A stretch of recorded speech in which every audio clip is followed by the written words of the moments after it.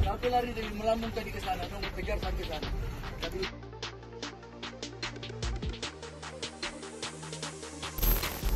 polisi berambut gondrong. Dalam institusi kepolisian, ini sebenarnya dilarang ya. Tapi itu hanya berlaku bagi mereka yang bertugas di markas, tidak bagi mereka yang bertugas di lapangan, khususnya reserse dan intelijen.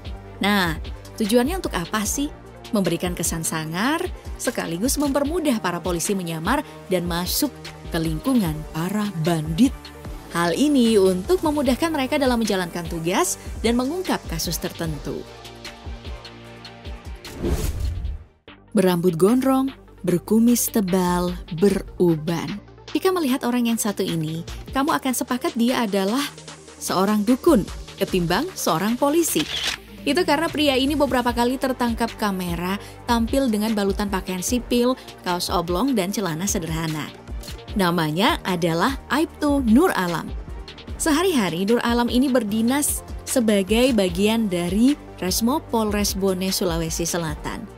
Hanya dalam kesempatan tertentu, Nur Alam bakal berbalut seragam dinas coklat khas Korps Bayangkara lengkap dengan baret merah.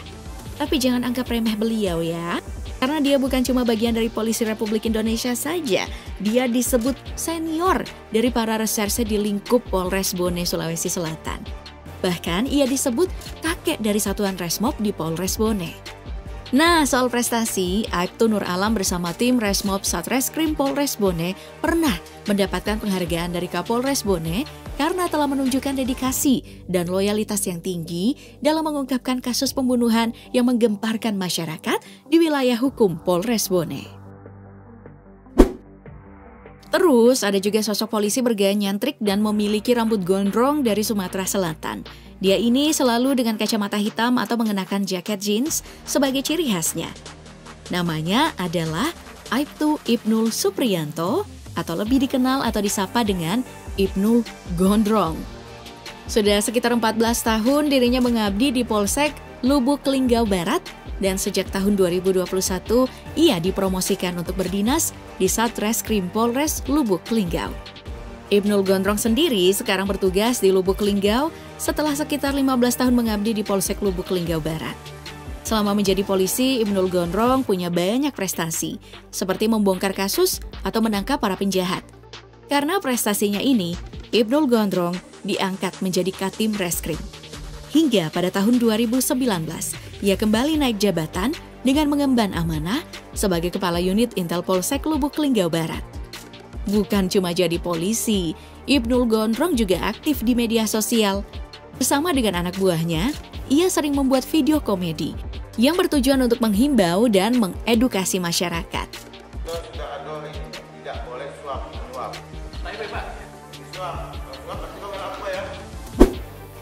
Tapi bicara soal polisi gondrong, yang paling familiar dan punya banyak fans karena gayanya yang nyentrik adalah Jacqueline Choppers. Pemilik nama lengkap Jakaria atau kini lebih akrab disapa Bang Jack memiliki sejumlah prestasi apik.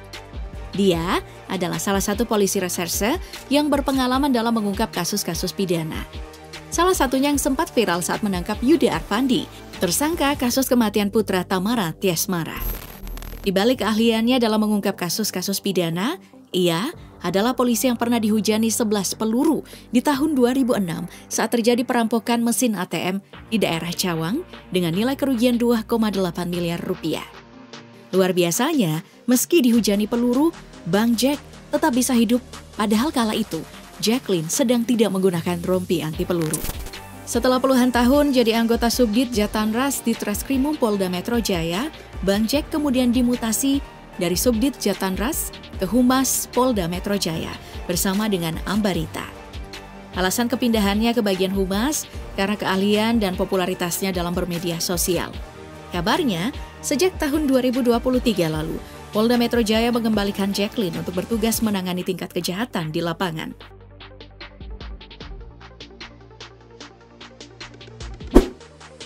Ada satu polisi juga nih yang jadi saingan Jacqueline Choppers. Dia ini adalah polisi yang ditakuti para bandit, terutama di wilayah kekuasaannya Sumatera Selatan. Dia adalah Heri Gondrong atau Hergon dengan nama asli Heri Kusumajaya. Ia sendiri terkenal karena aksinya dalam memburu bandit kriminal bersama tim Jatantras Polda Sumsel. Bahkan, Heri Gondrong dikenal sebagai personil spesialis dengan mengungkapkan kasus kriminal. Sudah sekian kasus ditangani olehnya hingga menerima penghargaan dari beberapa media serta dari Jatantras dan Pidum Polrestabes. Sampai akhirnya ia mengikuti pendidikan perwira. Heri mengikuti pendidikan perwira pada November 2021 lalu. Jadi, Heri Gondrong sudah nggak lagi gondrong dan tidak lagi bergabung bersama tim Jatantras. Penampilan ikoniknya dengan rambut gondrong berganti dengan nuansa yang lebih rapi. Saat ini, Heri menjalani rutinitasnya sebagai salah seorang perwira berpangkat Inspektur 2. Ia ditugaskan di Direktorat Tahanan dan Barang Bukti Polda Sumsel. Meski demikian, ia tetap terlihat interaktif dengan masyarakat dan tetap aktif bermedia sosial. Kalau polisi yang satu ini badannya gempal, rambutnya gondrong. Nah, dia adalah Aibtu Titok Ambar Prambono. Tapi jangan salah, di balik badan yang gempal, dia ini lincah loh saat menangkap penjahat. Soal kasus yang ditangani, sudah tidak terhitung, mulai dari pencurian, penganiayaan, perampokan, begal, sampai pembunuhan. Ia pun dikenal garang di hadapan penjahat yang meresahkan masyarakat. Tak segan-segan menindak tegas penjahat. Bicara soal awal karirnya, saat baru menjadi polisi, Aibtu Tito langsung masuk anggota unit reaksi cepat Satreskrim Polres Brebes. Sempat juga bertugas di Aceh selama 1 tahun. Dan selama 19 tahun bertugas, Tito hampir selalu ikut turun ke lapangan memburu penjahat yang menjadi target sasarannya.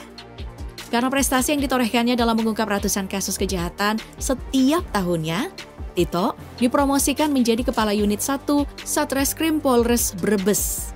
Ada cerita menarik di balik perjalanan karir Aibtu Tito sebagai polisi.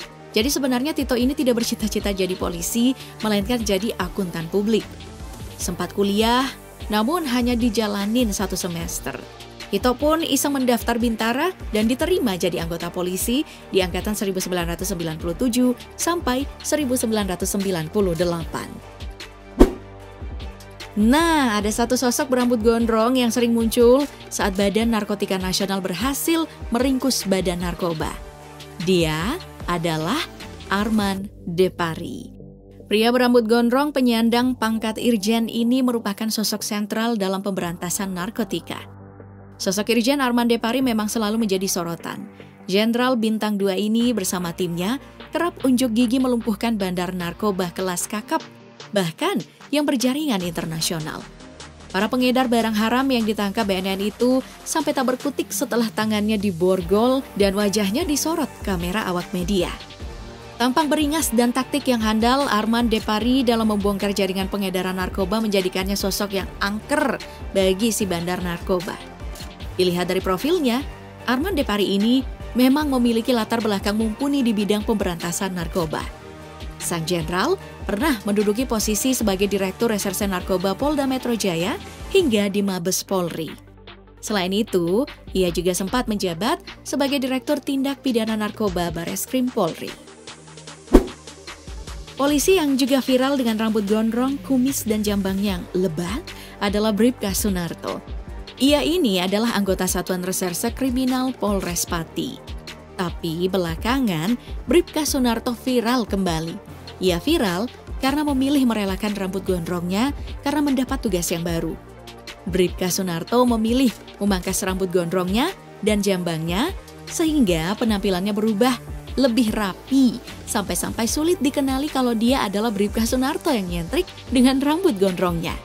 Menurut informasi, Bribka Sunarto memotong rambutnya karena ikut ambil bagian sebagai anggota opsional persiapan PAM TPS di pemilu 2024. Seperti yang sudah dijelaskan di awal tadi, polisi yang bertugas di markas dilarang untuk berambut gondrong, dilarang memelihara jambang dan juga janggut.